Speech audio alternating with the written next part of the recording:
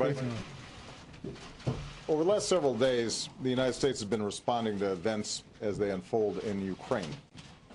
Now, throughout this crisis, we have been very clear about one fundamental principle.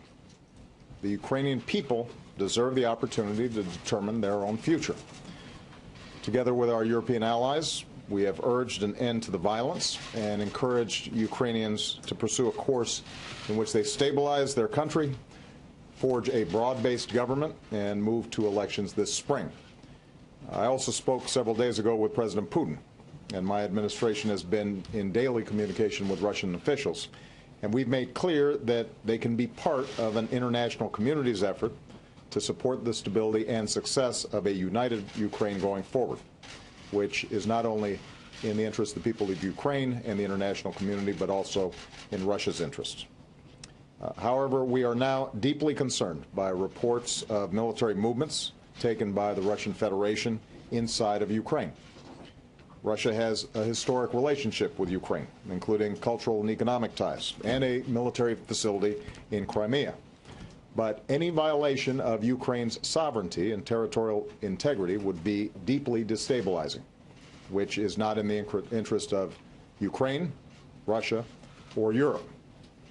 It would represent a profound interference in matters that must be determined by the Ukrainian people.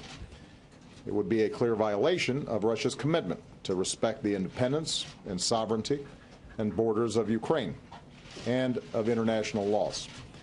And just days after the world came to Russia for the Olympic Games, it would invite the condemnation of nations around the world.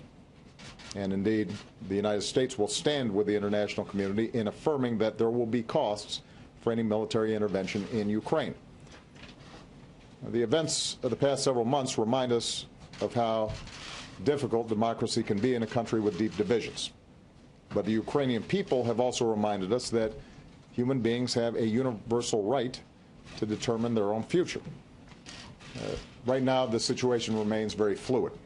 Vice President Biden just spoke with the Prime Minister of Ukraine to assure him that in this difficult moment, the United States supports his government's efforts and stands for the sovereignty, territorial integrity, and democratic future of Ukraine. I also commend the Ukrainian government's restraint and its commitment to uphold its international obligations. We will continue to coordinate closely with our European allies. We will continue to communicate directly with the Russian government, and we will continue to keep all of you in the press corps and the American people informed as events develop. Thanks very much.